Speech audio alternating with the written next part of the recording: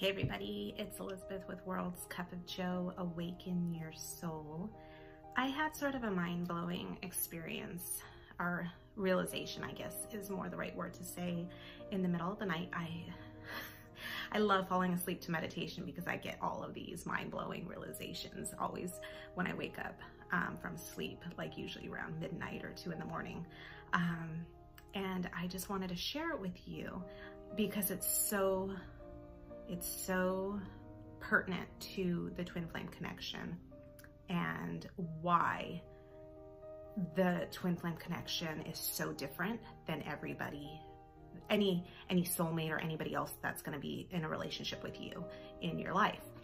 So we've talked about how your twin flame is you guys share the same soul, and the reason they are in your life is not necessarily have a long-term relationship, although I know you want that. But the real reason that they are in your life is to help you remember who you are, your true inner being.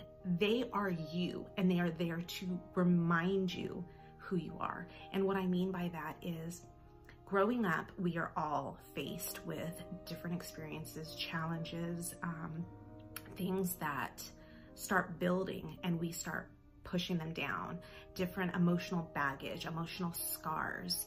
And we forget by the time of probably, early teens, if not earlier, we forget who we are, who our soul is, because we've been so bogged down with not only limiting beliefs about ourselves, but different patterns of survival that we choose to do to protect ourselves. And your twin flame, their role when they come into your life is to help you release all of those emotional scars, to bring up those triggers so that you can start working through them and to really rediscover who you are. So one of the things I realized was, my mother is a wonderful person, but when we were growing up, she did not just praise us. She didn't praise us, but she would throw praise very generously on other people. And I learned from a very young age, if I wanted to get praise or feel like I needed to get praise from my mom, I was always put into a competitive role, whether it was with my sister or a stranger, whoever my mom was giving this praise to. I wanted that. I needed that to feel like she loved me because I never got it from her just naturally.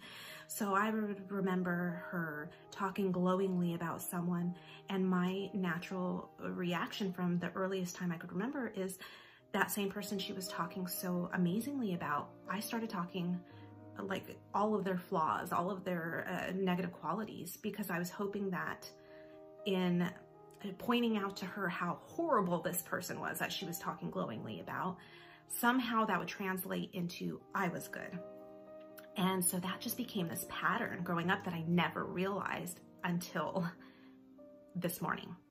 And I know it was my person who has helped me get to the point. My person has helped to shine a spotlight on all of my emotional scars that I have been bearing for so long, and they just keep coming out one by one. I am unpeeling the layer through our connection. I am unpeeling this layer of all of this garbage that I have stuffed down inside me, all of these emotional baggage that I have pushed down, using to cope, using to feel validated, using to feel worthy. And he is slowly lifting them out of me, because through him, I found self-love. I found out how amazing of a person I am. And I no longer need to do this crap that I did for survival or for emotional justification growing up. So I realized I had this thought, like my mom just recently visited out here, and she recently said something sort of judgmental about me and something glowingly about someone else.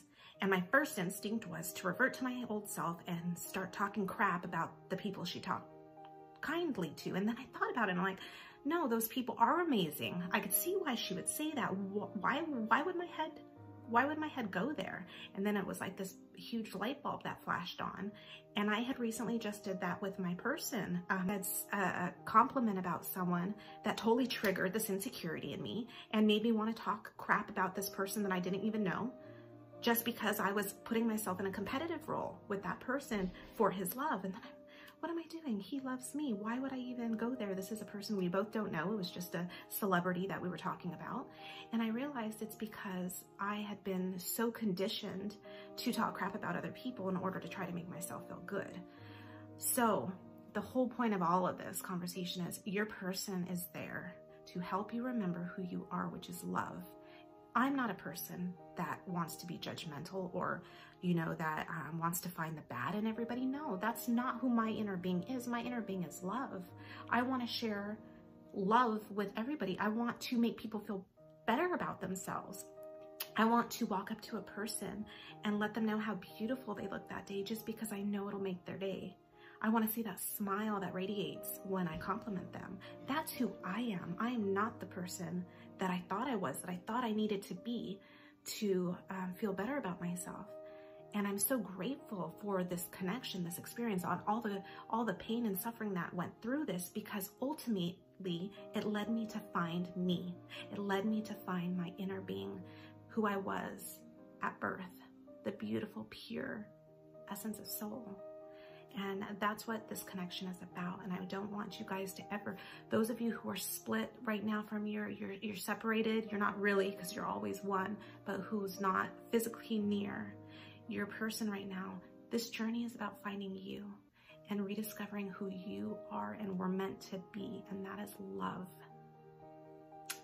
Once again, this is Elizabeth with World's Cup of Joe. Awaken your soul. Love you guys.